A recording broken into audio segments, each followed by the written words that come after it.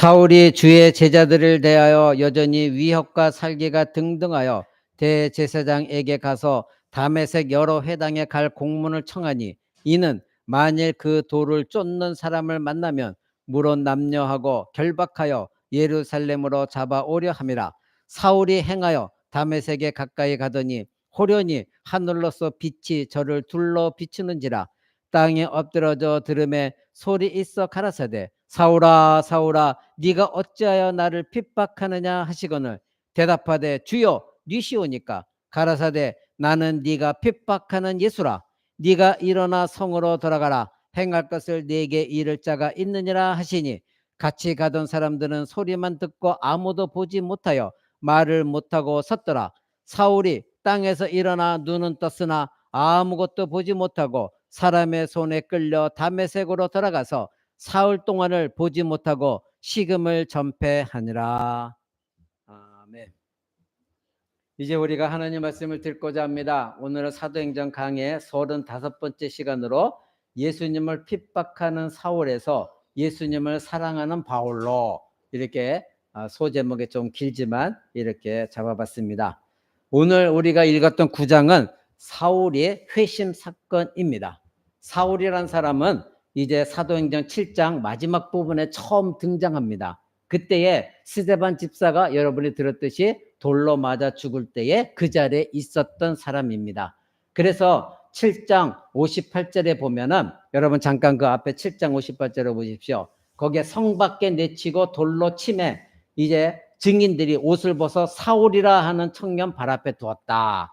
그래서 옷을 이 스데반 집사를 돌로 칠 때에 옷을 벗고 쳤는데 그 옷을 사울이라는 사람 앞에 두었다, 이렇게 말합니다. 그리고 이에 사도행전 22장 뒷부분에 가면 이 사도 바울이 사울에서 사도 바울로 이름이 바뀌었는데, 이 사도 바울이 고백하는 얘기가 나오는데 뭐라고 나오냐면, 또 주의 증인 스데반의 피를 흘릴 적에 내가라는 거 이 사도 바울입니다. 내가 곁에 서서 찬성하고 그 죽이는 사람들의 옷을 지킨 줄 저희가 안다, 이렇게 나중에 고백하는 것도 보게 됩니다.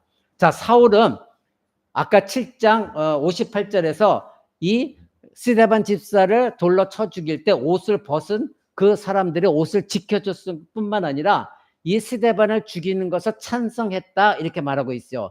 그러니까 그가 옷을 지켰다는 얘기는 그때 당시에 돌을 칠 때에는 옷을 벗고 쳤다고 합니다. 그래서 이 옷을 벗은 옷을 지켜주는 사람, 그러니까 실무자들은 돌을 치는 사람들이고, 이 사울은 그 옷을 벗은 것을 지켜주는 사람이니 우리가 오늘날 생각한 매니저 같은 사람, 책임자였던 것이 분명한 것이죠.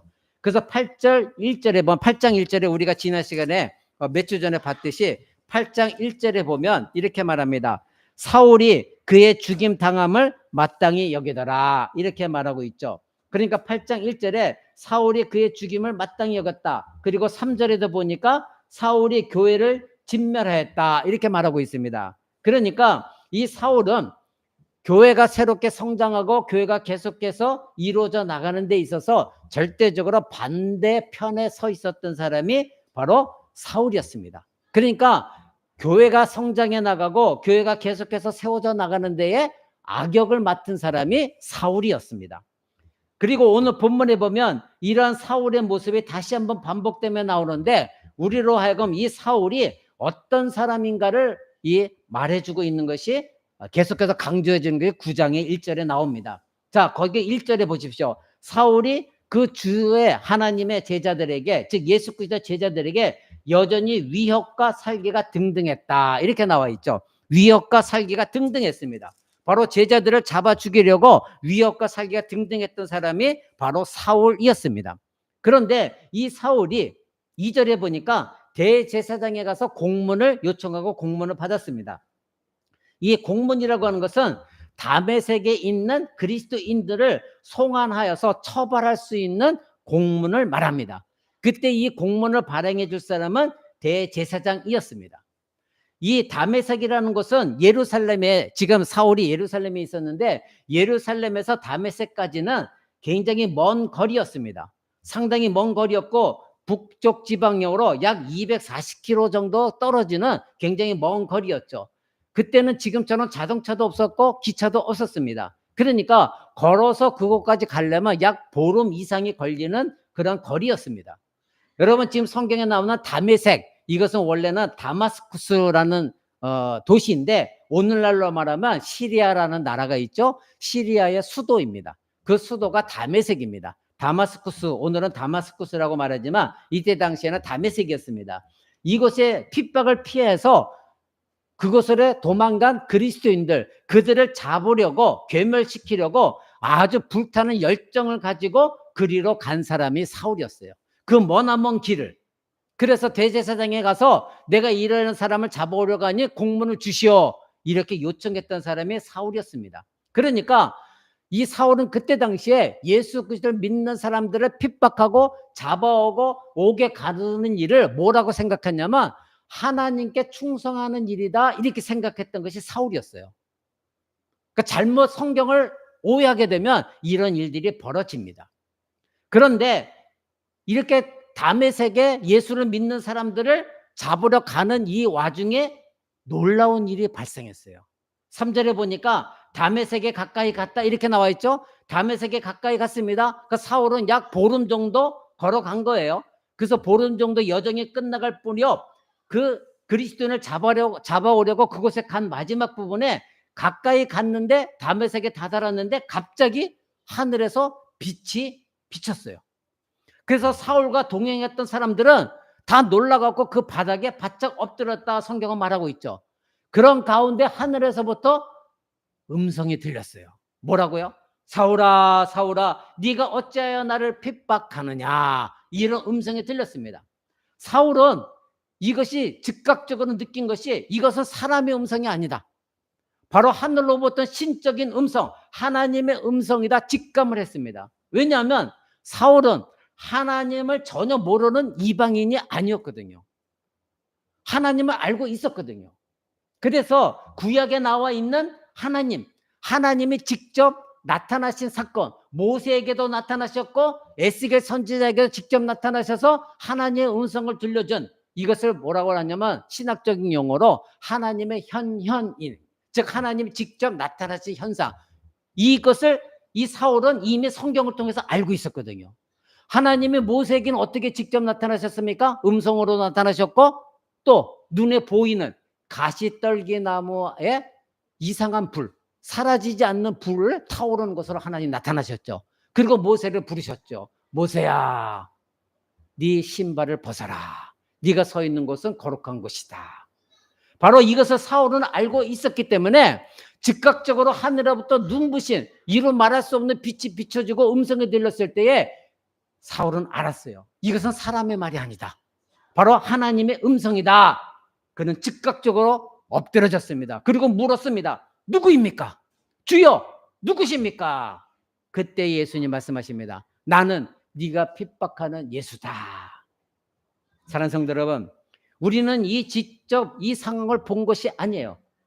성경은 매우 압축적으로 중요한 사건만 기록했기 때문에 이 상황에서 예수님의 이 목소리를 들은 이 사울이라는 사람이 어떤 생각을 했는지 우리는 알 수 없어요. 그러나 교회를 핍박하는 사울에게 나는 네가 핍박하는 예수다, 이 말이 들려진 것은 사울에겐 굉장히 충격적인 말씀이은 것은 사실입니다. 자기는 지금 하나님께 충성하려고 예수 그리스도를 믿는 자들을 잡으려고 지금 가는 길에 하늘에서부터 음성이 들리면서 빛이 강하게 비추면서 나는 네가 핍박하는 예수다, 이렇게 말하니 얼마나 이상한 일입니까? 자기는 충성한다고 했는데. 사울은 당시 이 상황을 하나님의 나타나심, 그것을 충분히 여길 만한 구약의 내용이 있는 지식을 갖고 있는 사람이었어요. 율법에 능통한 사람이었어요.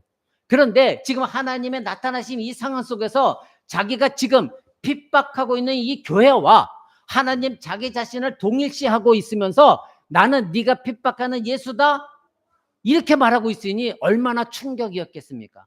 즉 내가 지금 그리스도의 교회를 핍박하는 것이 바로 나를 핍박하는 것이다, 이렇게 말씀하셨기 때문에 자기가 충성하고 있는 이 일이 뭔가 지금 잘못되고 있구나, 이것을 깨달은 거예요. 자기는 하나님께 충성하고 있는데 평생을 믿고 헌신하고 또 지금도 이와 같이 교회를 핍박하면서 하나님께 충성하고 있는데 오히려 하늘에서 음성이 네가 교회를 핍박하는 것이 나를 핍박하는 것이다, 이렇게 말씀하고 있으니 이 얼마나 놀라운 일입니까? 그래서 사울은 충격에 빠지게 됩니다. 사울은 정신적으로도 충격에 빠진 것만이 아니라 육체적으로도 문제가 생겼어요. 뭐였죠? 눈이 멀게 되어집니다. 강력한 빛에 하나님의 이 말씀에 정신이 완전히 이상하게 이게 뭔 일인가 정신도 차릴 수 없었지만 충격을 받았지만 육체적으로도 눈이 멀게 되어졌습니다. 그래서 여러분 8절 9절을 보십시오. 사울이 땅에서 일어나 눈을 떴으나 아무것도 보지 못하고 사람의 손에 끌려 다메섹으로 들어가서 사흘 동안을 보지 못하고 식음을 전폐했다. 3일 동안 아무것도 먹지 못했습니다. 정신적인 충격뿐만 아니라 육체적인 문제가 생겼어요. 3일 동안 식음을 전폐하는 일이 일어나게 되었어요. 그런데 이때 하나님께서는 당시 다메섹에 거주하고 있던 누구? 아나니아라는 사람을 부르십니다. 그리고 그 아나니아라는 사람을 이 사울에게 보냅니다. 그리고 이 사람이 사울에게 안수 기도를 합니다. 그리고 나서 사울은 다시 눈이 떠지게 됩니다. 여러분 우리가 읽지는 못하지만 19절 보십시오. 18절부터 즉시 사울의 눈에서 비늘 같은 것이 벗어져 다시 보게 된지라 일어나 세례를 받고 음식을 먹음에 강건하여졌다, 이렇게 말하고 있습니다. 이 아나니아라는 사람을 통해서 안수 기도하고 다시 세례를 받았습니다. 그랬더니 이 사울의 눈이 떠지고 음식을 먹기 시작했습니다. 그런데 20절을 보십시오. 즉시로 각 회당에서 예수의 하나님의 아들이심을 전파했다, 이렇게 말합니다. 자, 눈을 뜨고 음식을 먹었어요. 강건해지고 나서 즉시로 가서 어떻게 했다는 것입니까? 복음을 전했다는 것입니다. 즉시로 각 회당에 가서 예수 그리스도 그분이 하나님의 아들 메시아다, 이것을 전했다는 것입니다. 불과 며칠 되지 않은 사이에 예수 그리스도를 핍박하던 자가, 그리고 그리스도인들을 핍박해서 잡아다 감옥에 넣었던 자가 이제는 완전히 뒤바뀌게 됐어요. 복음 전도자로 바뀌어 버린 것입니다. 여기서 우리가 주의해야 될 것은 이 이야기가 하나님을 전혀 모르는 사람이 하나님 믿자마자 복음 전도자가 되었다, 이런 식으로 읽어서는 안 됩니다. 여기 함정이 있습니다. 이 사도 바울은 이런 식의 기독교 영화 같은 이야기가 굉장히 많이 흘러 퍼지고 있거든요. 갑자기 예수를 믿었어요. 근데 그 사람이 갑자기 복음 전도하기 시작해요. 그때 많은 사람들이 막 하나님께 돌아와요. 병도 고쳐요. 그건 영화 같은 이야기예요. 지금 여기서 여러분들이 알아야 될 것은 사울의 회심은 하나님을 모르던 사람이 하나님을 알게 된 그런 종류의 회심이 아니에요. 사울은 하나님을 알고 있었어요? 몰랐어요? 알고 있었어요. 구약의 모든 내용을 알고 있었습니다. 구약의 메시아 예언에 대해서 다 알고 있었습니다. 그러니까 사울은 하나님을 몰랐던 사람이 아니에요. 하나님을 모르던 사람이 믿자마자 복음 전도자가 되어진 그런 사람이 아니에요. 외적으로 보기에는 대단히 극적이고 감동적인 것처럼 보일지 모르지만 만약에 하나님을 모르는 사람이 갑자기 하나님 믿었고 바로 사울처럼 복음을 전했다면 감동적으로 여러분 들릴 수 있어요. 그런데 이런 사람이 오히려 배교자가 될 수 있고요, 이교 전도자가 될 수 있습니다. 굉장히 위험한 것입니다. 여러분이 아시는데도 이 기독교 신앙이라는 건 무엇입니까? 믿음은 들음에서 나는 거예요. 믿음은 하나님의 말씀을 들어야만 되는 거예요. 기독교는 말씀의 종교입니다. 말씀을 모르는 사람이 전도자가 되면 문제가 생겨요. 그러니까 자꾸 엉뚱한 전도를 하게 되는 거예요. 이런 사람들은 겉모습만 기독교이고 사고방식은 여전히 뭐예요? 예수 믿기 전에 이교적인 방식의 사고방식에 젖어 있어요. 여러분 그런 사람들 자주 보지 않습니까? 그러다 보니까 여전히 예수를 믿는다고 하는데 기복신앙에 빠져 있어요. 그러니까 사주팔자도 봐요. 그러니까 점집에도 가요. 그렇죠? 예언을 믿고 싶어요. 그러니까 이리저리 자기에게 머리 안수해 주는 사람을 쫓아가요. 이상한 현상을 나타내는 걸 쫓아가요. 그런 사람들이 복음 전도해 보십시오. 말씀의 복음 전도입니까? 아니면 자기가 경험한 것을 복음 전도합니까? 이상한 현상 경험한 것들을 전도하고 있지 절대 성경의 말씀에 지식이 없다 보니까 엉뚱한 복음을 전도하는 거예요. 여러분, 그것이 지금 이단이에요. 잘못된 기복신앙이에요. 지금 사도 사울이라는 사람이 하나님을 만나고 나서 회심하고 변화되었고 즉시로 가서 복음을 전했어요. 이것과 하나님을 모르던 사람이 예수를 만났어요. 그러면 그 사람은 어떻게 해요? 훈련받아야 되는 거예요. 계속해서 성경 말씀을 들어야 돼요. 교리를 가르침 받아야 돼요. 사울이라는 사람은 이미 성경에 대해서 능통한 사람이었어요.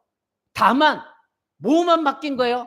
예수 그리스도에 대한 잘못된 오해, 그것만 바뀌어졌더니 완전히 사도 사울은 사도 바울로 바뀌어지면서 이것이 성경에 기록한 내용이었구나. 그것을 즉시로 깨달았던 거예요.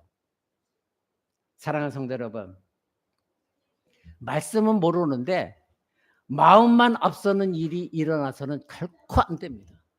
제가 여러분이 계속해서 왜 전도해야 됩니다, 왜 안 합니까? 저는 여러분을 너무나 잘 알고 있거든요. 여러분은 말씀이 지금 필요해요. 교육이 필요해요. 교리가 필요해요. 가서 엉뚱한 전도하면 안 되거든요. 또 지난주에 여러분 말씀을 들은 대로 베드로 사도가 뭐라고 그랬습니까? 누가 너에게 물으면 말씀을 그대에게 말할 것을 준비하라. 알아야 준비할 거 아닙니까? 여러분, 저를 오해한 적이 많죠. 저는 기도하면서 하나님, 우리 성도들이 복음 전도할 때 이상한 교회들, 그 사람 마음만 앞서는 들의 전도가 아니라 진정한 말씀, 성령께서 내 안에서 말씀을 가지고 역사하시는 그 전도 방식, 저는 그거를 원하고 있거든요. 그럴 때 진정한 복음 전도가 되고 있거든요. 여기서 지금 사울이 사도 바울이 돼서 즉시로 회심하고 나서 복음을 전한 것은 그만큼 그 사람은 성경의 지식이 많았기 때문이에요. 잘못된 관점 단 한 가지 뭐예요? 유대교와 기독교의 단 한 가지 잘못된, 완전히 다른 게 뭐예요? 예수 그리스도에 관한 믿음이에요. 그런데 이 사도 사울이 다메섹에서 예수 그리스도를 만났어요. 그랬더니 구약의 내용이 모두가 이것이 바로 예수 그리스도를 말하고 있는 것이었구나. 구약에 있는 선지자들이 말한 모든 내용들이, 퍼즐들이 하나하나 착착착 맞아 들어간 거예요. 그래서 하나님은 선지자를 통해 이렇게 말씀하셨구나. 이거였구나. 내가 이것을 놓쳤구나. 완전히 변화되어진 겁니다. 그런 사도 바울과 하나님 말씀에 전혀 알지 못한 사람이 마음만 감동되어져 가지고 그것 가지고 밖에 나가서 복음 전도할 때는 이교적인 복음 전도가 될 수 있다 이겁니다.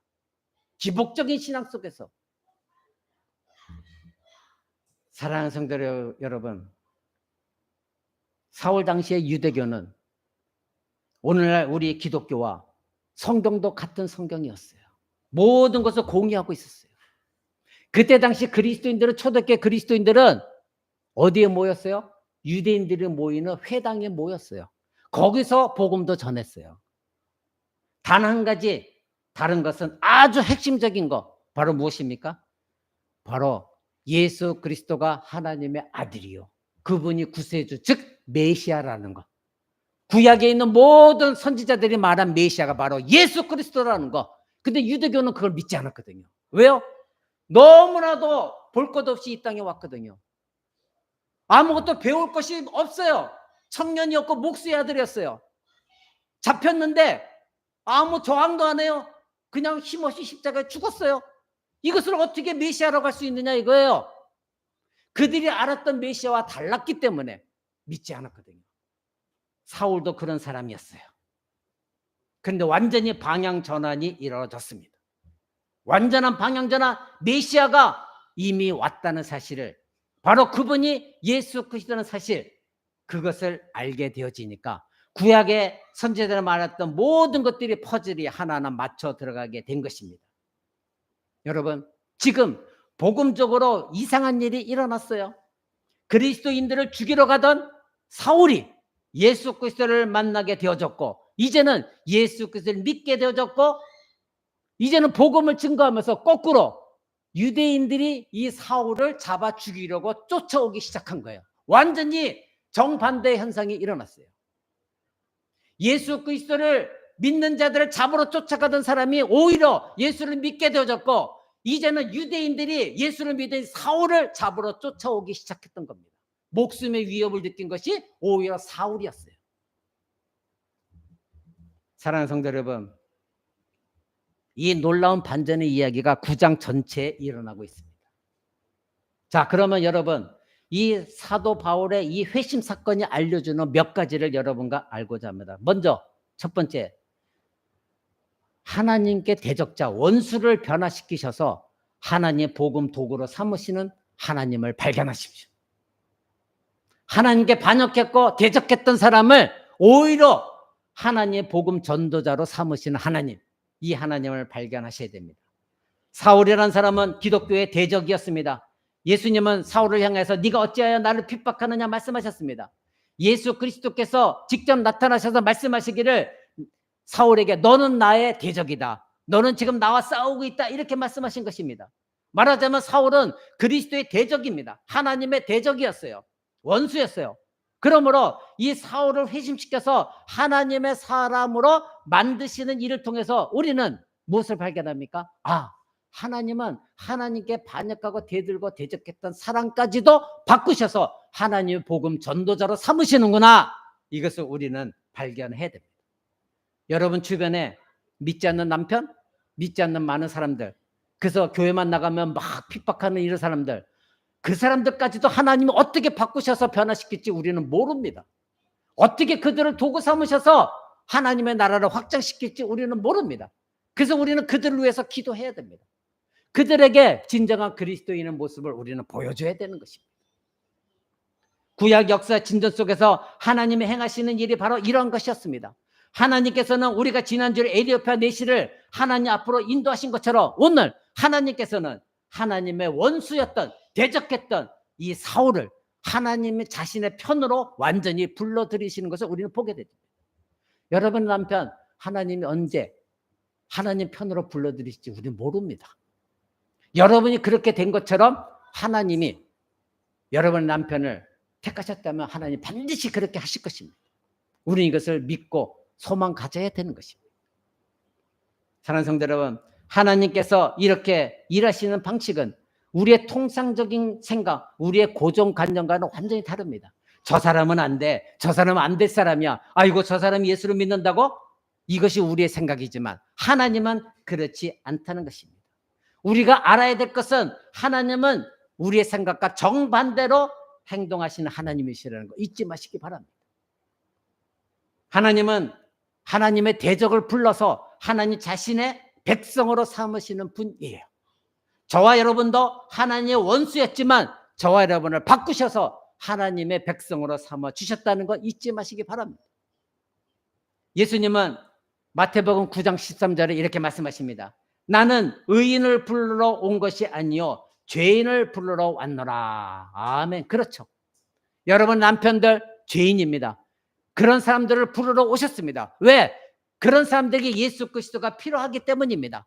저와 여러분도 예수 믿기 전에 의인이 아니었습니다. 죄인이었습니다. 그런데 저와 여러분을 부르러 예수님이 이 땅에 오셨다는 거 잊지 마시기 바랍니다.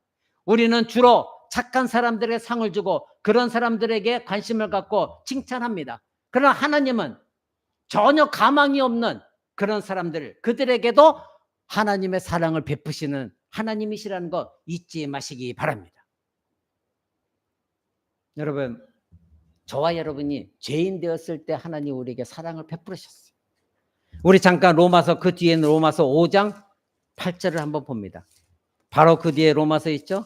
로마서 5장 8절을 한번 봅니다. 로마서 5장 8절 제가 읽어드립니다.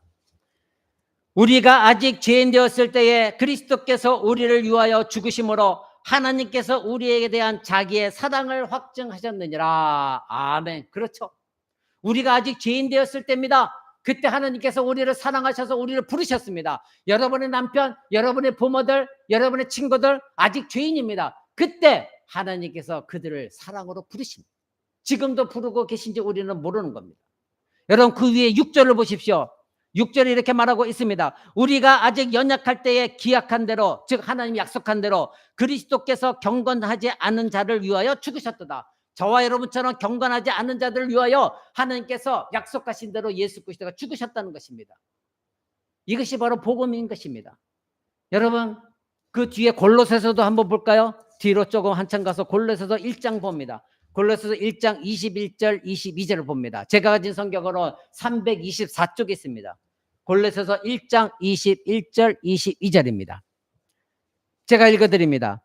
전에 악한 행실로 멀리 떠나 마음으로 원수가 되었던 너희를 이제는 그의 육체의 죽음으로 말미암아, 즉 예수 그리스도의 죽음으로 말미암아 화목하게 하사 너희를 거룩하고 흠없고 책망할 것이 없는 자로 그 앞에 세우고자 하셨다. 아멘. 이것입니다. 여러분, 저와 여러분만 그렇게 하셨습니까? 아닙니다. 여러분 남편, 여러분의 부모들, 친구들, 믿지 않는 사람들까지도, 그들까지도 연약할 때에 그들의 악한 행실에서 떠나서 그들이 하나님의 더 이상 원수가 아니라 하나님의 백성이 되게 하시고자 예수 그리스도께서 십자가에 죽으셨다는 것입니다. 사랑하는 성도 여러분, 하나님이 저와 여러분 그리고 다른 사람을 구원하시는 방식은 비록 원수였지만, 죄인이었지만 그들을 통해서 역시 하나님은 일하신다는 거예요. 우리 자신도 하나님을 대적했던 사람들이었습니다. 우리 상식적으로 생각할 때는 저 사람은 안 돼, 저 사람 구원받을 수가 없어, 어찌 저 사람 구원받겠어? 그러나 하나님이 하시면 하신다, 이것입니다. 하나님이 하시면 원수까지도 변화시키셔서 자기 백성 삼으십니다. 이것이 하나님이 하시는 일입니다. 두 번째로 우리가 알아봐야 될 것은 이 사도 바울이 회심한 뒤에 소명을 받았다는 겁니다. 사도행전은 이 다메섹 도상에서 일어났던 일을 3번이나 기록하고 있는데, 오늘 우리가 읽었던 본문에서 첫 번째 나오고 나머지 둘은 22장, 뒤에 22장과 26장에도 나옵니다. 그런데 우리가 26장, 사도행전 뒤에 26장을 한번 봅니다. 26장 9절을 한번 봅니다. 사도행전 뒤에 26장 9절. 제가 가진 성경은 233쪽에 있습니다. 지금 26장은 이 사도 바울이 마지막에 복음을 전도하다 로마로 끌려가게 됩니다. 근데 거기에 그때에 로마로 끌려가게 갈 때에 아그리빠 왕에게 앞에서 재판을 받을 때에 이제 말하는, 자기가 어떻게 살아왔는지를 말하는, 증언하는 내용입니다. 근데 9절을 한번 보십시오. 이렇게 말합니다. 나도 나사렛 예수의 이름을 대적하여 범사를 행하여 될 줄로 스스로 생각하고 예루살렘에서 이런 일을 행하여 대제사장들에게서 권세를 얻어가지고 많은 성도를 옥에 가두고 또 죽일 때에 내가 가편 투표를 했고, 가편 투표는 뭐예요? 저 사람을 죽이는 게 마땅하다, 이렇게 찬성 표시를 했다는 거죠. 11절. 또 모두 회당에서 여러 번 형벌하여 강제로 모독하는 말을 하게 하고 저희를 대하여 심히 격분하여 외국에 있는 성까지 가서 핍박하였고 그 일로 대제사장들의 권세와 위임을 받고 다메섹으로 갔나이다. 지금 말하고 있어요. 왕이여, 지금 아그리빠 왕의 앞에서 지금 간증하는 거예요. 왕이여, 때가 정오나되어 길에서 보니 하늘로서 해보다 더 밝은 빛이 나와 내 동행자들을 둘러 비추는지라. 우리가 다 땅에 엎드러짐에 내가 소리를 들으니 히브리 방언으로 이르되 사울아 사울아 네가 어찌하여 나를 핍박하느냐. 가시채를 뒷발질하기가 네게 고생이니라. 내가 대답하되 주여 누구십니까? 주께서 가라사대 나는 네가 핍박하는 예수라. 일어나 네 발로 서라. 내가 네게 나타난 것은 곧 네가 나를 본 일과 장차 내가 네게 나타난 일을 너로 사환과 증인을 삼으려 함이니 이스라엘과 이방인들에게 가서 내가 너를 구원하여 저에게 보내어 그 눈을 뜨게 하여 어두운 데서 빛으로 사단의 권세에서 하나님께로 돌아가게 하고 죄사함과 나를 믿어 거룩하게 된 무리 가운데서 기업을 얻게 하리라 하더이다. 아멘. 사도 바울은 지금 우리가 오늘 읽은 본문에서는 이 자세한 내용이 기록되지 않았지만, 왜냐하면 누가가 기록했기 때문에. 근데 나중에 이 누가가 사도 바울이 아그리빠 왕 앞에서 증언한 내용을 다시 기록합니다. 그래서 우리는 성경을 띄엄띄엄 읽어서는 안 되고 성경 전체를 잡고 봐야 된다는 것이 바로 이 이야기입니다. 지금 우리가 오늘 본문에서는 사도 바울이 어떤 사명을 그때 당시에 다메섹에서 받았는지 우리는 몰랐잖아요. 구정에서는 안 나왔잖아요. 근데 26장 뒤에 보니까 직접 사도 바울이 말하는 거예요. 예수님이 자기에게 사명을 주셨다. 그 사명이 무엇입니까? 내가 너를 뭐 삼겠다고? 사환 삼겠다. 사환이라는 거 뭐 종으로 삼겠다는 거예요. 너를 내가 심부름꾼으로 삼겠다. 그리고 증인으로 삼겠다. 이렇게 예수님이 사도 바울에게 말씀하셨습니다. 자, 우리가 읽은 내용을 잘 보십시오.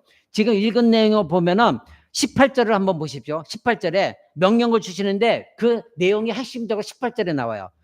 그 눈을 뜨게 하며, 그 눈을 뜨게 하겠다고 말씀하시죠. 그 다음에 두 번째는 돌아가게 하겠다는데 어떻게 돌아가게 했냐면 어둠에서 빛으로 돌아가게 하겠다. 그리고 사단의 권세에서 하나님께로 돌아가게 하겠다. 이것이 두 번째예요. 그 다음에 세 번째로는 얻게 하겠다. 근데 무엇을 얻게 하겠느냐? 19절에 죄사함을 얻게 하겠다. 그리고 나머지는 뭐예요? 너희가 그렇게 거룩하게 돼서 무엇을 얻게 하겠다? 기업을 얻게 하겠다. 이 세 가지가 나와요. 즉 예수님께서 이 사울이라는 사람을 변화시키셔서 바울이 되게 하신 다음에 사명을 주셨는데 너는 가서 나를 증언해라. 즉 복음을 전해라. 근데 그 복음 전하는 이유가 뭐냐면 첫 번째가 그 사람들, 즉 흑암의 권세 속에서 하나님을 알지 못하고 있는 이 지식이 어두운 가운데 있기 때문에 이 지식의 빛을 내가 비춰줘. 말씀을 통하여 빛을 비춰 그들의 눈이 열리게끔. 눈이 뭐예요? 육신적인 눈이 아니라 영적인 눈이 열리게끔, 영적인 눈을 뜨게 하겠다. 누구를 통하여? 사울 너를. 내가 너를 도구 삼아서 네가 복음을 전하면 내가 그 사람들의 영적인 암흑 가운데 있는 눈을 뜨게 하겠다. 두 번째로는 돌아가게 하겠다는데 어떻게 돌아가겠다? 네가 그렇게 복음을 전할 때 내가 그들로 하여금 어둠 가운데서 빛으로 돌아가게 하겠다. 그들은 지금 어둠 속에 살고 있는데 빛으로 가게 하겠다. 그리고 그들은 지금 사단의 권세 속에 있는데 이제는 하나님께로 돌아가게 하겠다. 이렇게 말씀하시는 거죠. 그러고 간 다음에 그들이 무엇을 얻습니까? 그들이 죄사함을 얻게 되어진다. 그 다음엔 하나님의 나라의 기업, 즉 하나님의 나라에 있는 모든 유산, 영광스러운 유산을 그들이 얻게 될 것이다. 아주 핵심적인 내용을 말씀하고 있는 것을 보게 됩니다. 사랑하는 성도 여러분, 우리는 하나님께서 사람들에게 나타나셨을 때 나타나셨으니까 바울이라는 사람이 믿은 거야. 그렇게 엄청난 일이 일어났으니까 믿은 거지. 이렇게 생각할 수가 있습니다. 그러나 하나님은 우리를 강압적으로 우리를 끌고 가시는 분이 아니라 우리를 설복하시는 하나님, 감동 감화시키시는 하나님이라는 거 잊지 마시기 바랍니다. 여러분도 만약에 어떤 사람에게 여러분의 중요한 일을 맡긴다고 한다면 어떤 사람이 뛰어난 재능을 갖고 있어요. 그렇다면 여러분들이 그 사람에게 무엇을 맡기려면 그 사람을 찾아가서 설복할 거 아닙니까? 잘 말할 거 아닙니까? 여러분의 내가 얻고자 하는 거, 그 사람이 부탁하고자 하는 것을 잘 설명해 줄 거 아닙니까? 그래서 그 사람이 온 마음을 당하여 내가 원하는 것이 무엇인지를 알고 그 일을 행하게끔 최선을 다하지 않겠습니까? 마찬가지예요. 하나님도 지금 이 사울에게 맡겨진 소명이 있는데 이 사울을 감동 감화시키십니다. 설복시키십니다. 말씀으로. 무조건 가서 복음 전해. 여러분 오늘날 교회가 그렇잖아요. 나가세요. 무조건 전하세요. 여러분의 경험한 거 전하세요. 그것이 아니라 지금 예수님은 이 사울을 충분히 설득시키고 계세요. 말씀하고 계세요. 내가 왜 너를 택한 줄 아니? 왜 내가 너를 보내는 줄 아니? 그 이유를 지금 말씀하고 있어요. 그들이 지금 흑암의 권세에서 영적인 눈을 뜨지 못하고 있어. 영적인 눈을 떠야 돼. 너를 통해서. 네가 알고 있는 그 성경적인 지식을 통해요. 그리고 그들이 흑암의 권세에 있거든. 어둠 속에 있거든. 하나님께 돌아와야 돼. 빛으로 돌아와야 돼. 그래서 그들이 죄사함을 받아야 된다. 그리고 하나님의 나라를 유산으로 받아야 돼. 이것을 지금 설복시키고 있는 것이에요. 그래서 이 사도 바울에게 세 가지 소망을 주시는 것이에요. 사랑하는 성도 여러분, 우리는 하나님께서 우리를 강압적으로 이끈다는 것을 여러분들이 그런 설교를 너무나 많이 들었어요. 그런데 하나님은 강압적으로 하시는 것이 아니라 이미 우리 안에서 강압이라는 단어를 쓰려면 우리 안에서 하나님 말씀을 통하여 성령께서 우리를 감동 감화시키심으로 우리를 강권적으로 이끄시는 거, 그것이 강압이라는 강압이지 우리에게 맹목적으로 너 가! 너 이거 해! 이것이 아니에요. 그래서 제가 여러분에 누차 말씀드린 은혜를 받아야 여러분들이 예배 자리에 나오는 것이고, 은혜를 받아야 말씀을 공부하고자 애쓰는 마음이 있고, 은혜를 받아야 여러분들이 봉사하고 헌신하고, 은혜를 받아야 헌금하는 거예요. 은혜가 없는 사람은 여러 가지 많은 이유를 대요. 그래서 예배당에 못 나오고, 그래서 봉사 못하고, 그래서 전도 못하고, 그래서 헌신 못하고, 그래서 헌금 못하고, 여러 가지 많은 이유가 있어요. 그런데 은혜가 충만한 사람은 그 안에 성령님께서 말씀을 가지고 이 사람을 감동 감화시키시고 설복시키시기 때문에 거기에 자기 자신의 의지, 부패한 의지를 완전히 굴복시킵니다. 그래서 하나님의 일에 충성하게끔 하나님이 감동 감화시키는 거예요. 강압적으로 하지 않으십니다. 사랑하는 성도 여러분, 그래서 사도 바울에는 하나님이 감동시키다 보니까 그의 마음에 불타오르는 불꽃 같은 마음이 생겨진 거예요. 그래서 그 불꽃 같은 마음으로 그 사람이 의지적으로 복음을 전하도록, 움직이도록, 행동하도록 하나님이 행하신 거예요. 이것이 하나님이 하시는 방식이에요. 여러분, 교회를 위해서 헌신할 때, 봉사하고 헌신할 때요, 내 마음에 하나님의 불꽃 같은 마음이 없으면 여러분 조금 하다가 넘어져요. 힘이 없어요. 불평이 바로 나와요. 왜 나만 이렇게 해야 되나? 왜 이렇게 헌금을 해야 돼? 왜 목사님은 헌금 설교를 해? 여러분 바로 넘어져요. 그러나 내 안에 이런 말씀으로 감동감을 시키면 너무나 그것이 감사해요. 내게 봉사하게 해주신 이 시간 주신 것 감사, 건강 주신 것 감사, 봉사할 거리를 주신 것 감사, 헌금할 수 있는 물질 주신 것 감사, 예배를 드릴 수 있도록 내 발로 올 수 있게 해주신 것 감사. 이 모든 것이 감사거리예요. 근데 내 안에 하나님의 은혜의 감동이 없으면 모든 것이 불평, 불만이에요. 이 성도를 봐도 불평, 목사님 얘기 모든 것이 다 내 마음에 안 들어. 그래서 말씀을 들으면서 하나하나 다 분별해내고 있어요. 이것은 이래서 잘못됐고 저것은 저래서 잘못됐고. 정말 그 신자는 아주 비그리스도인이거나 아니면 지금 심각하게 질병에 걸려있는 신자예요. 하나님의 감동이 없으면 그렇습니다. 사랑하는 성도 여러분, 예수님의 이 말씀, 소명을 주시기 위한 이 말씀은 우리가 생각했던 것보다 훨씬 더 강력하게 사도 바울의 마음에 꽂혔어요. 완전히 그 심령을 도려내듯이 깨달음을 주셨어요. 그래서 이 사울은 율법과 성경에 대해 체계적으로 잘 배웠어요. 그리고 하나님의 나라를 이미 알고 있어요. 그 하나님의 나라를 열심히 사모하고 있는 사람이에요. 그런 사울이 이 예수 그리스도의 말씀을 들었을 때에 예수님이 주신 이 사명이 비수처럼 꽂히고 이제는 이것이 아니구나. 그래서 그의 삶의 인생이 완전히 송두리째 바뀐 거예요. 자기가 잘못 알고 있던 거에 완전히 방향의 전환이 일어났던 거예요. 그래서 그 소명에 감당하면서 목숨을 내걸고 이방인 전도를 행한 것입니다. 그러면 이 사울은 무엇을 깨달았다는 것입니까? 사울은 구약에 나와 있는 모든 선지자들이 말한 것이 바로 이 예수 그리스도를 향한 것이었구나. 이것을 깨달았던 거예요. 더욱이 이사야서 42장의 내용이 깨달았습니다.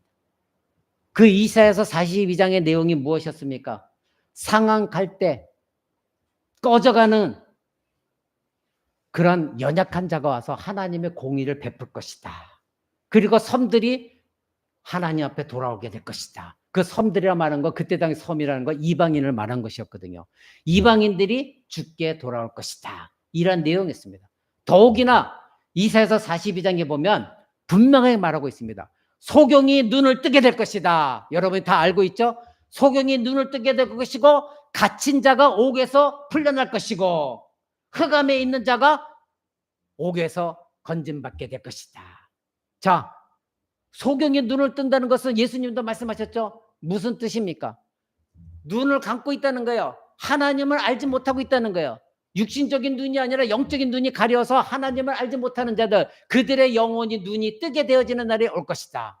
그리고 옥에 갇혀 있는 자들, 즉 죄악에 갇혀 있어서 사단의 권세에 갇혀 있는 자들이 옥의 문이 열리면서 하나님께 돌아오게 될 것이다. 이사야 선지자가 바로 말했거든요. 근데 누구를 통해서? 상한 갈대같이 흠모할 것도 없는 한 메시아를 통해서. 그분이 누구입니까? 예수 그리스도였거든요.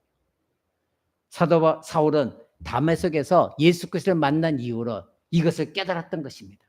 이 이사야서 선지자가 말한 내용이 무엇인가를 깨닫기 시작했던 것입니다. 아, 이것이 하나님의 섭리였구나. 하나님이 이와 같이 이스라엘을 사용하셨고 최종적으로 마지막에 온 인류, 온 민족을 하나님의 백성 삼으시기 위하여, 이방인까지도 하나님 백성 삼으시기 위하여 이스라엘을 사용하셨고 이제는 나와 같은 사람도 사용하시는구나, 이것을 깨달았던 것입니다.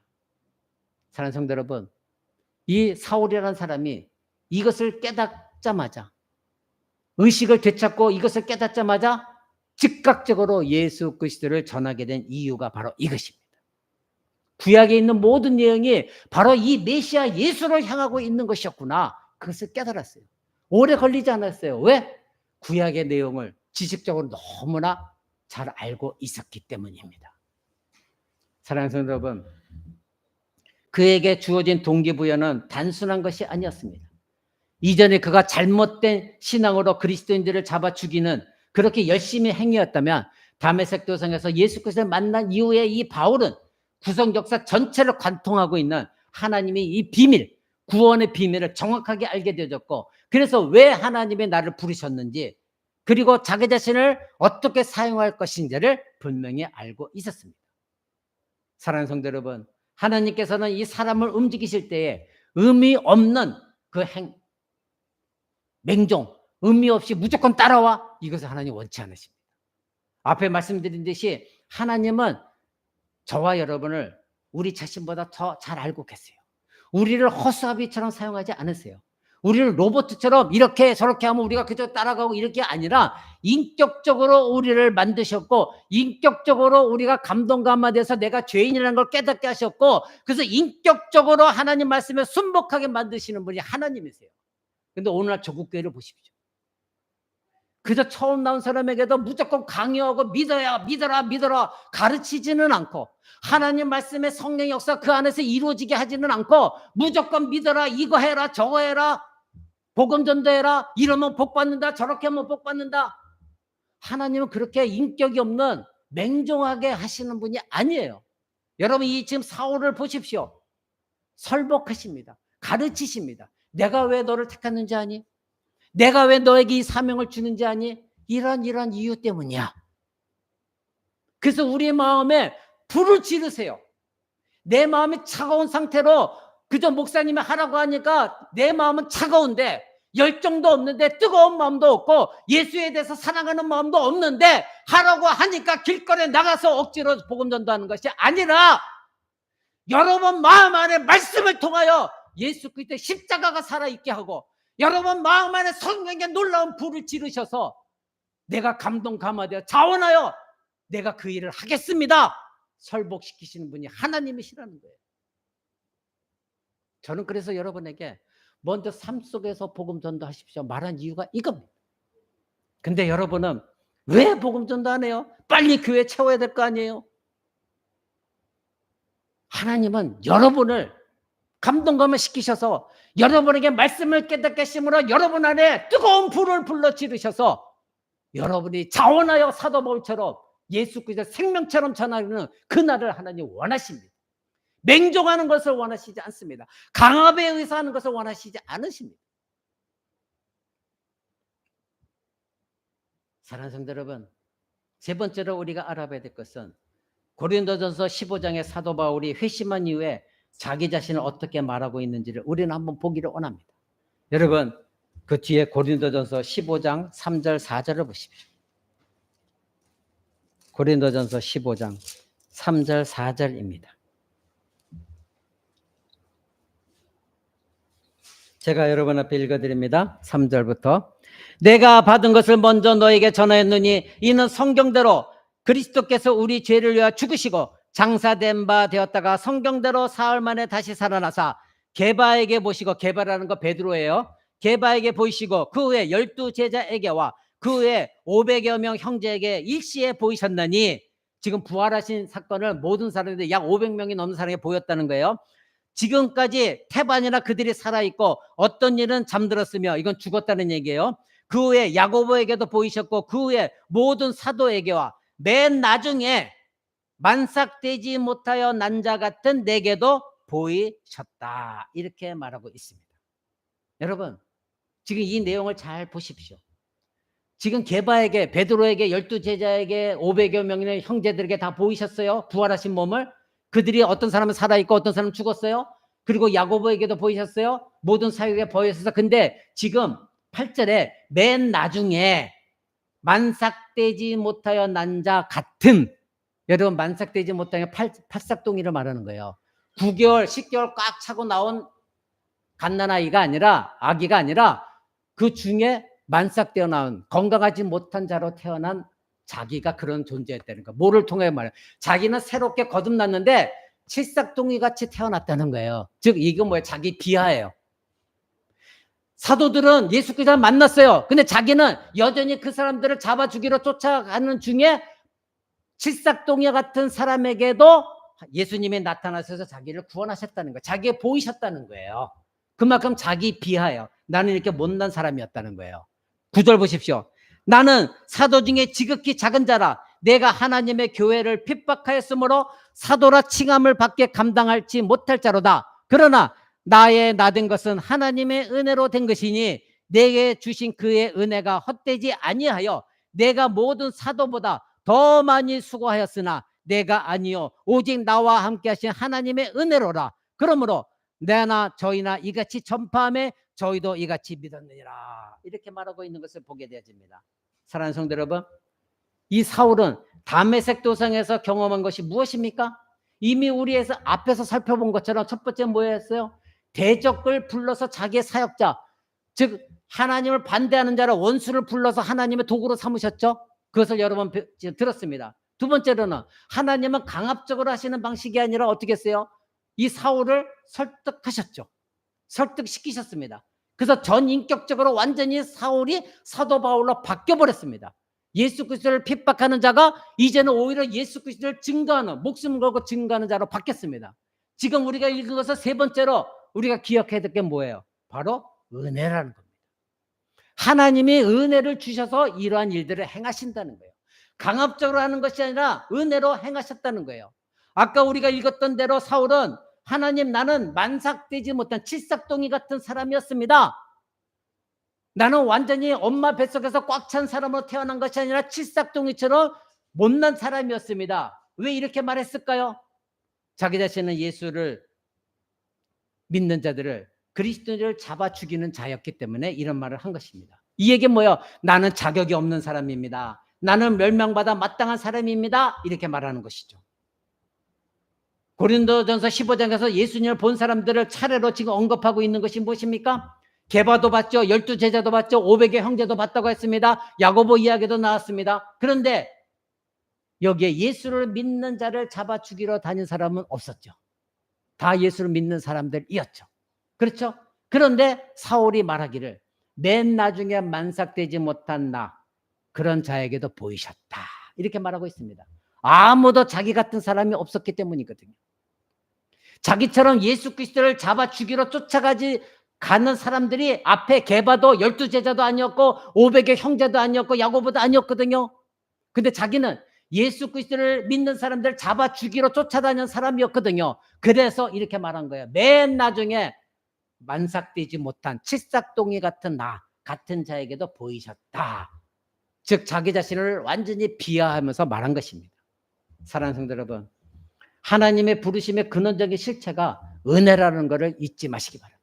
여러분이 잘나서 이 자리에 나왔습니까? 여러분이 잘나서 구원받았습니까? 아닙니다. 하나님의 은혜입니다. 지금 내가 비록 물질적으로 부족한 것이 있다 할지라도 내가 예수 그리스도 믿은 거 하나만 하더라도 이것은 하나님의 큰 은혜입니다. 우리 자녀들이 이 교회에 나와 어찌됐건 말씀을 듣고 있는 것만 해도 하나님의 큰 은혜입니다. 이것을 잊지 마시기 바랍니다. 이것에 감사하는 여러분 되시기 바랍니다. 은혜가 없으면 죽은 신앙입니다. 은혜가 메말랐다면 병든 신앙입니다. 여러분, 다른 이유를 둘러댈 필요가 없어요. 교회에 왜 안 나와요? 왜 언제나 불평불만이에요? 왜 언제나 세상적으로 살아가요? 이유 딱 한 가지예요. 그 사람에게 은혜가 없기 때문입니다. 은혜 받은 적도 없거니와 은혜 받았다 할지라도 받은 것이 맞다고 한다면 그 은혜가 완전히 메말라 비틀어져서 가뭄의 저수지가 거북이 등거북처럼 쩍쩍 갈라져서 이렇게 갈라진 그 흔적이 나타난 것처럼 지금 은혜에 메말라 있는 사람이에요. 다른 이유가 없어요. 다른 사람을 욕할 필요도 없어요. 사랑하는 성도 여러분, 하나님의 부르심의 근원적 실체는 은혜라는 거 잊지 마시기 바랍니다. 은혜가 무엇입니까? 받을 자격이 없는데 받을 자격이 없는 자에게 하나님 베풀어 주신 호의, 그것이 은혜 아닙니까? 우리는 모두가 죄인이에요. 하나님 은혜를 받을 자격이 없어요. 그런데 하나님께서 우리에게 일방적으로 예수 그리스도를 만나게 하셨고 그 구원의 은혜를 베풀어 주셨어요. 이것이 은혜예요. 받을 자격이 없는데도 우리는 하나님으로부터 구원의 은혜를 받았습니다. 부르심의 소명을 받았습니다. 우리는 저마다 이 땅에서 사는 날 동안 그리스도인이 되도록 하나님으로부터 부르심을 받았고 그것에 따라서 지금 이 자리에 나와 있고 신앙생활하고 있는 것입니다. 이것이 은혜입니다. 여러분이 그렇게 결정했습니까? 아닙니다. 하나님이 그렇게 하셨습니다. 하나님이 여러분의 마음을 감동하며 시키신 거예요. 믿게 하신 거예요. 사랑하는 성도 여러분, 그러나 우리가 어떤 처지, 어떤 형편, 어떤 상황 가운데 있더라도 이 하나님의 부르심의 근원적인 실체인 이 은혜를 잊어버려서는 안 돼요. 여러분이 아무리 시험에 들을 때라 할지라도 나를 부르신 이 은혜, 나를 구원하신 이 은혜만큼은 놓아서는 안 됩니다. 이 은혜를 놓게 되면 여러분 곧바로 죄악에 빠집니다. 곧바로 세상에 빨려 들어가게 되어 있습니다. 모두가 다 자신이 잘났고 자신이 가장 똑똑하고 자신이 가장 의인이라고 생각하는 이 시대에 여러분이 살고 있습니다. 자기를 자랑하지 않으면 안 되는 이 시대예요. 그러나 그리스도인들은 자신이 구원받기 전 어떤 상태였는가를 여러분들이 깨달으셔야 됩니다. 사도 바울처럼 고백해야 돼요. 나로 나된 것은 하나님의 은혜로다. 자기는 예수 그리스도를 믿는 자를 죽이려고 쫓아간 사람이었어요. 괴수 중에 괴수였어요. 그런데 여러분 주변 속에 여전히 신앙생활 잘못하고 해서 자기가 잘났다고 말하는 사람들 보십시오. 자기 자신이 죄이냐, 나는 죄이냐, 나는 괴수 중에 괴수야, 이런 말하는 사람 봤습니까? 누가 잘못해서 그렇고 남편이 잘못했고 교회 목사가 잘못해서 그렇고 누구 때문에 그렇고 누구 때문에, 자기는 잘못된 거 하나도 없어요. 다 주변 사람이 잘못한 거예요. 이런 사람들 그리스도인이 아니에요. 사도 바울은 회심하고 나서 죄인 중에 괴수, 죄인 중에 두목이 나였다. 그래서 내가 그런 사람이 오늘날 나로 된 것은 하나님의 은혜였다. 이것을 고백한 것이 사도 바울이었습니다. 사랑하는 성도 여러분, 그런 사람들이 은혜 받은 것이 참된 신앙입니다.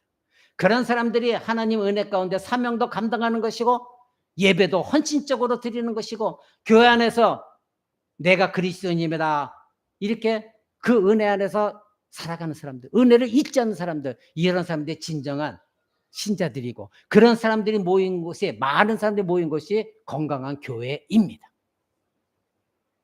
그래서 교회가 오늘날 대한민국 교회는 이런 사람이 없기 때문에, 잘난 사람들만 모였기 때문에, 내가 이렇게 했고 저렇게 했고 얼마나 헌신했고 그래도 목사가 알아주지 않냐고, 그래 교회에서 뭐 내가 얼마나 헌금을 했고 뭐 했고, 이런 사람들 모인 교회는 쇠락하는 교회예요. 오늘날 조국 교회를 보십시오. 얼마나 쇠락의 길, 타락의 길을 걷고 있습니까?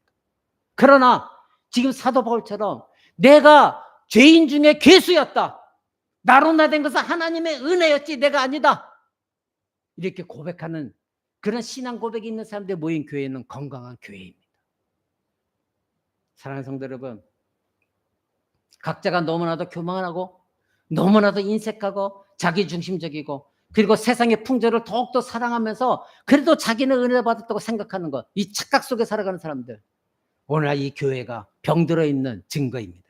참된 신자는 과거에 내가 받은 그 은혜, 그것에 머물러 있지 않습니다. 그것을 잊지 않습니다. 내가 받은, 처음에 구원받은 그 은혜를 생각하면서 계속해서 살아갈 때 오늘 현재에도 과거의 그 은혜가 나를 지배하고 그 은혜 속에서 살아가면서 기쁨과 평강 속에서 그 은혜를 놓지 않고 은혜를 잊지 않고 그 은혜를 잃어버리지 않도록 그것만 붙들고 살아가는 성도들, 그 사람들이 진정한 신자들인 것입니다. 오늘 내가 받은 이 현재 은혜는 미래에 영향을 미치기 때문에, 내가 오늘 은혜를 경험하지 못한 사람은 여러분 이 성전을 나가다 넘어질 수 있습니다. 내가 지금 이 은혜에 사로잡히지 않았다면 여러분 미래에 닥칠 환난과 고난, 그 가운데 여러분 은혜에 미끄러집니다. 그리고 목사를 욕하고 교회를 욕하고 하나님 욕합니다. 여러분 교만하지 마십시오. 내가 은혜 받을 때 할 때, 섰다 할 때 조심하라. 사도 바울은 분명히 가르칩니다. 내가 은혜 가운데 있을 때 조심하십시오. 언제든지 넘어질 수 있습니다. 언제든지 예수 그리스도를 배반할 수 있습니다. 언제든지 목사를 욕할 수 있고 교회를 욕할 수 있습니다. 언제든지 여러분 교회를 떠날 수가 있습니다. 그것이 성경에 나와 있는 내용입니다. 사랑하는 성도 여러분, 오늘 현재 은혜는 여러분이 지금 은혜를 받고 있다면 미래에 영향을 미칩니다. 그리고 미래에 닥칠 환난과 고난도 은혜 가운데 있다고 한다면 얼마든지 이겨나갑니다. 남 탓하지 않습니다. 남 원망하지 않습니다. 목사 욕하지 않습니다. 교회 욕하지 않습니다. 모든 것이 내 탓입니다. 자기 가슴을 치며 하나님 앞에 올바로 서 있습니다. 그리고 회개합니다. 그래서 하나님의 은혜 안에 거하는 사람들, 그 신자들이 진정한 은혜 속에 있는 신자들이에요. 하나님은 우리가 구원 얻을 때 우리에게 값을 치르게 하지 않으셨습니다. 그 누구도 하나님의 구원의 은혜의 값을 치른 사람은 아무도 없습니다. 예수 그리스도만이 값을 치렀습니다. 만약 우리가 억만분의 1이라도 우리의 죄값을 값을 치렀다고 한다면 그것은 그리스도의 은혜가 결코 아닌 것입니다. 우리는 어떤 것도 하나님 앞에 내세울 것이 아무도 없는 사람들입니다. 우리가 구원을 얻은 은혜를 받았을 때 값을 치른 적이 한 번도 없으니 참 신자는 그 구원의 은혜가 무엇인지를 알기 때문에 구원 얻은 이후로는 하나님의 그 구원의 은혜에 너무도 감사해서 누구를 의식해서가 아니라 목사를 의식해서가 아니라 하나님과 나와의 직접적인 1:1 관계 속에서 하나님 나라를 위하여 봉사하고 하나님 나라를 위하여 헌신하고 누가 알아주지 않더라도 오히려 기쁨 속에서 감사 속에서 살아가는 사람들, 그 사람들이 진정한 신자입니다. 그러나 여러분 주변에 보십시오. 매번 불평불만, 이 사람이 어떻고 저 사람이 어떻고 하나님이 어떻고 과거에 나는 그랬었고 어땠었고, 그렇게 불평불만하는 사람은 절대 은혜 가운데 있는 사람이 아닙니다. 그런데 여러분 그런 사람과 가까이 계속해서 대화해 보십시오. 여러분도 어느 순간 거기에 빨려 들어갑니다. 여러분이 믿음으로 강력하게 서 있지 않는 한 빨려 들어가면서 그렇지, 그럴 수도 있지, 그 사람 말이 한편으로 또 일리가 있어, 동조하기 시작하게 됩니다. 그러면서 여러분도 은혜에 미끄러지기 시작합니다. 그러면서 여러분들도 그 사람을 닮아가기 시작합니다. 여러분 끊어내셔야 됩니다. 끊어내셔야 됩니다. 말씀 맺고자 합니다. 하나님의 은혜가 가장 값진 이유는 그것이 절대 갚을 수가 없는 것이기 때문에 가장 값진 거예요. 여러분이 하나님의 은혜를 갚을 수 있습니까? 여러분이 예수 그리스도처럼 십자가에 죽을 수 있습니까? 아니, 죽을 수 있다 치더라도 여러분이 죄 없이 죽습니까? 예수님은 죄 없이 우리를 위해 죽으셨습니다. 우리는 갚을 길이 없습니다. 절대 갚을 수가 없는 은혜입니다. 하나님의 은혜는 갚을 수 있는 능력이 없는 우리에게 주어진 가장 귀한 은혜이기 때문에 그것이 값진 것입니다. 그 은혜를 저와 여러분은 받았습니다. 그래서 그 은혜가 가장 빛나는 것입니다. 사울은 다메섹 도상에서 그리고 며칠간의 숙고를 통해서 발견한 것이 자신에게 가장 위대한 바로 은혜가 베풀어졌다는 것을 깨달은 것입니다. 그래서 복음의 투사가 되어졌습니다. 오늘 여러분이 들은 말씀은 사울이 사도 바울로 바뀌어지는 사건이었습니다. 여러분도 불신자였다가 예수 그리스도를 믿고 하나님의 백성이 되어졌고 이제는 복음 증거자의 자리에 서 있어야 됩니다. 여러분은 어떠십니까? 여러분에게 가장 위대하고 아름답고 가장 가치 있는 그 하나님의 구원의 은혜가 주어졌다는 것에 여러분 정말로 기뻐했고 감사했고 여러분 찬양하며 춤춘 적이 있습니까? 아니, 춤을 추지 않더라도 내 안에서 솟구쳐오르는 감동 속에서, 은혜의 감동 속에서 하나님을 찬양한 적 있습니까? 사도 바울처럼 그 은혜로 인해 내 인생 전체가 완전히 변화되어졌고 하나님 나라와 예수 그리스도를 위해서 이제부터는 내가 헌신하겠다 작정하는 그러한 결정하는 삶을 살고 있습니까? 아니면 여전히 불평 불만 속에서 이 사람 얘기 들으면 그런 것 같고 저 사람 얘기 들으면 그런 것 같고 오늘 최 목사 얘기 들으면 또 그런 것 같고 그러나 예배 끝나고 실상에 나가서 또 이 사람 얘기 들으면 그런 것 같고 그러한 왔다 갔다 하는 신앙 속에서 살고 있습니까? 사랑하는 성도 여러분, 오늘 사도 바울의 회심에 대해서 여러분들이 들었습니다. 예수님을 핍박하는 이 사울에서 예수님을 사랑하는 사도 바울로 바뀌어진 것을 들었습니다. 여러분은 어떻습니까? 진정 예수 그리스도를 사랑합니까? 하나님 나라를 소망하고 있습니까? 그 예수 그리스도를 붙드시는 여러분 되시기 바랍니다. 기도하겠습니다.